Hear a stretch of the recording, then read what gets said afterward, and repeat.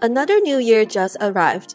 If your new year resolution is to live healthy, eat healthy, to be the best version of yourself, to look the best and also feel the best, definitely hit the gym, develop some healthy habits. But other than working out, a very important factor about living healthy, get into shape is what you put into your mouth. Whether your New Year's goal is to get into the best shape or to feel the best and feel the most energized, eating healthy, your eating habits, what you put into your mouth is very, very important factor. Surprisingly, it may be more important than just hitting the gym and exercise. The choices we make when it comes to food, the way we prepare the food, the portion of the food, the different combinations and things you put into your recipe, and also the choices you make when it comes to satisfy your cravings. They all matter.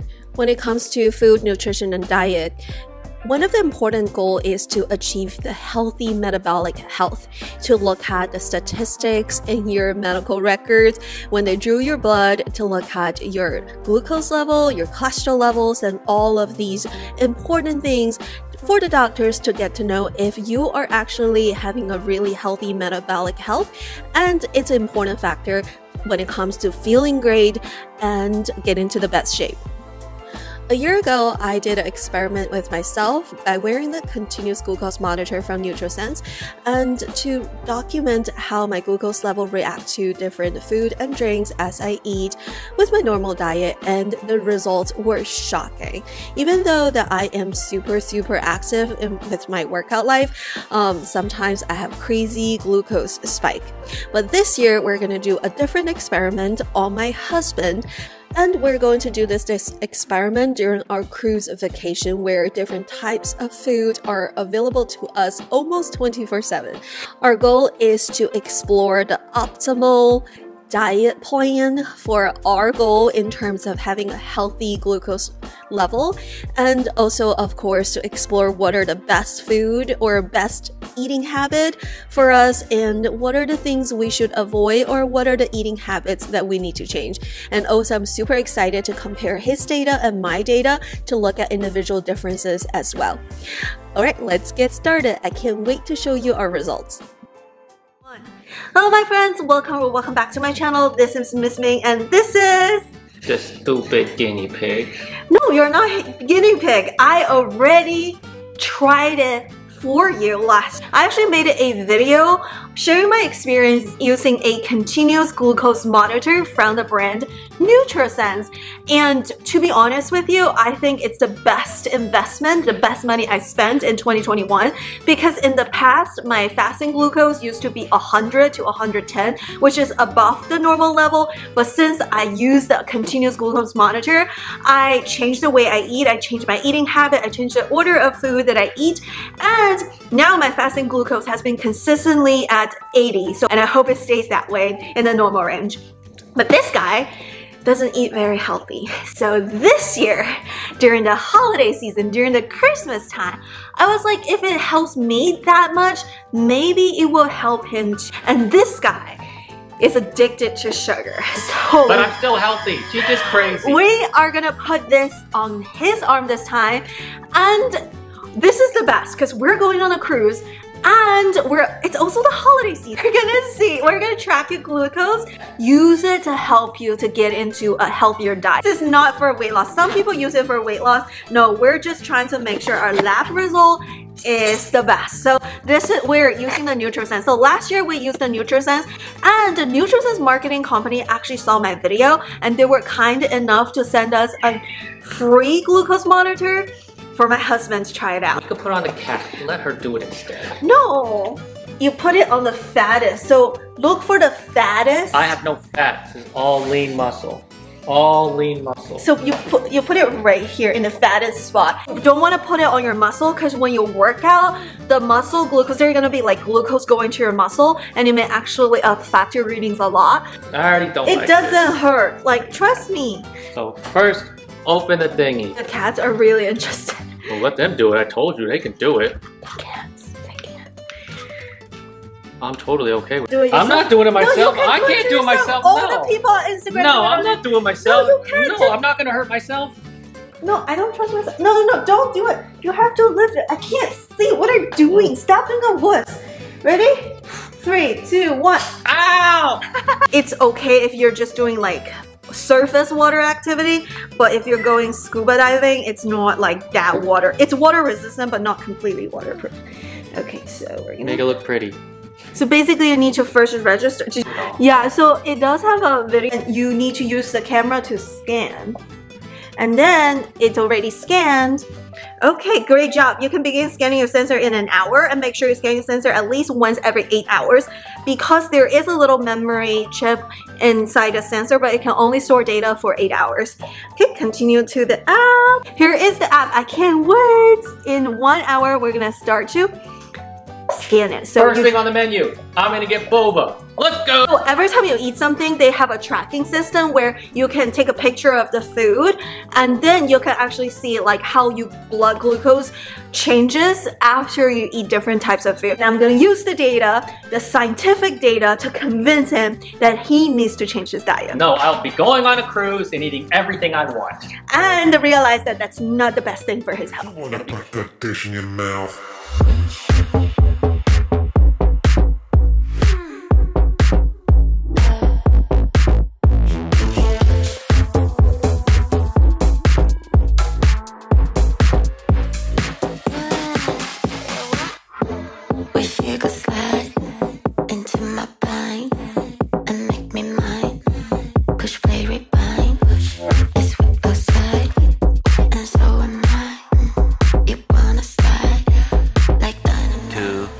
Years later. Alright guys, it's been 2 weeks since we installed a continuous glucose monitor on him because every glucose monitor expires in 14 days and you need to use it. So during the cruise ship, of course, you bought the drink package, right? And so it's unlimited fresh squeezed juice. Freshly squeezed juice and freshly made smoothies and everything. So definitely he ate a lot of those like smoothies and juice that are 4 a day. Seemingly healthy. 4 smoothies or juice a day. So usually have one for breakfast, have one for lunch, have one for dinner, and have one in between, I think. And second of all, on the cruise ship, there are different varieties of food. There are like donuts or bagels. There are also like eggs and potatoes for breakfast. So we were able to experiment with different breakfast food items and also a lot of different types of meals like steak, protein-rich food versus the ice cream machine, a lot of snacks and all you can eat. 7 meals a day. Definitely. So we definitely put this CGM to a test. And now it's time to give you our honest feedback in terms of like how this CGM can make us live healthy, eat healthier, what you learned from wearing this continuous glucose monitor for 14 days. So what are some of the lessons that you learned and also working with a dietitian? That it's fun to track what I eat. So first of all, it's really fun. It's really nice to have the data, but the most important thing is what you do with the data. So what did you learn? That I like to eat naked carbs. That is right. So what are considered naked carbs? When I don't eat anything like proteins with a breakfast. Yeah, No well, proteins or fats.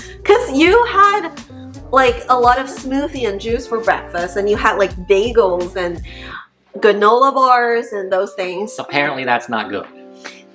Naked carbs refer to the carbs that are standalone carbs that doesn't involve a lot of other macronutrients such as fat and protein.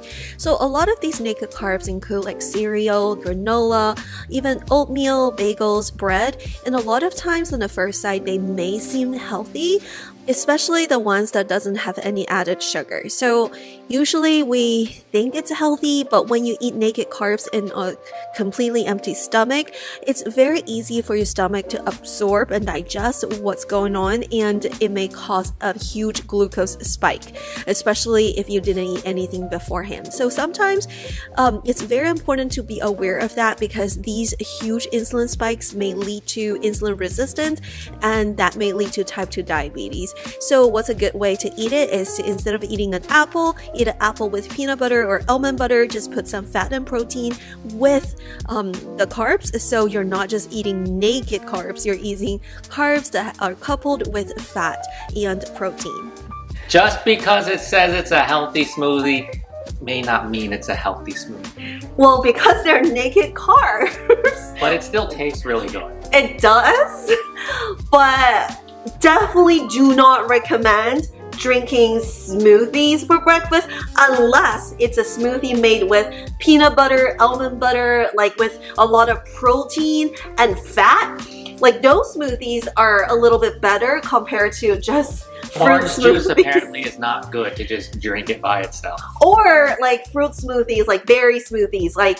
But that's what I always like, berry smoothies. Yeah, he likes Berry like yogurt. strawberry smoothies. So like, if you want smoothies for breakfast, put almond butter in there, put avocado in there, put more fat and protein in there instead of just drinking your naked juice and smoothies. So a lot of times, I think online, a lot of people do the juice cleanse or smoothie diet. Comment down below and I'll do that one too. No, after this experiment, I think you've learned that drinking juice with empty stomach is not good. I can still try, don't worry. It spikes his glucose like no other. It does. However, if you ate eggs and you ate like a bunch of like avocados and you drink a little bit of juice at the end, it doesn't spike him as much as like drinking the juice first and then go to the breakfast. So the order of food definitely like matter, but definitely juice cleanse, not very good for your blood sugar level. Granted that there are benefits of drinking juice and smoothie, there are antioxidants and vitamins and stuff like that, but not good with empty stomach, because when they're consumed with an empty stomach, especially for you for breakfast, they're just naked carbs and it just create huge spikes, and then in the long term it may create insulin resistance and cause type 2 diabetes. Alright, what else did you learn? Packaged food is not as good as I thought it would be. Even though it said it was healthy. It said it was healthy. But apparently it still spiked my glucose. No, like, so I think a lot of times, like when you buy food, I think one of the trends these days are vegan food, I guess. So they're healthier vegan food versus less healthy vegan food for one. So healthy vegan food would have been avocados and beans and lentils, versus if you're just eating a vegetable stir-fry noodles, if you're just like, yeah, they're vegan, but it doesn't mean they're healthy. And a lot of times the packaged food, they don't have enough protein, sometimes not even enough fat, but they contain so much carbs and sugar and salt. So after he came back from the cruise, I saw a huge spike on a Tuesday. I was like, what did you eat on Tuesday? He was like, oh, I got this like microwave lunch and I ate in the office with my friends. But it's just like a bunch of like naked carbs, especially like when you buy those pasta, vegetable My graph pasta. was much worse when I came home. Yeah, like When I ate on the boat, even though I ate a lot, my graph was really not that bad. But when I came home, it's bad. yeah, because I think on the cruise, a lot of times we ate a lot of protein-rich food, and you know, we I had ate a lot of vegetables too. yeah, like, and because everything is served to you, you don't have to cook. Of course, we're gonna eat like between steak and pasta. Which one are you gonna eat? You're gonna eat steak. Both. Versus when he's home, he's like, I'm too lazy to cook the steak. I might as well just microwave some pasta. And sometimes that's like all carbs with no protein and fat, maybe a little bit of fat, but just not enough protein. So those are not as healthy. So before you buy any packaged food, make sure you check the labels. Even though sometimes like it said it's seemingly like organic, it's seemingly like vegan, it doesn't mean it's healthy.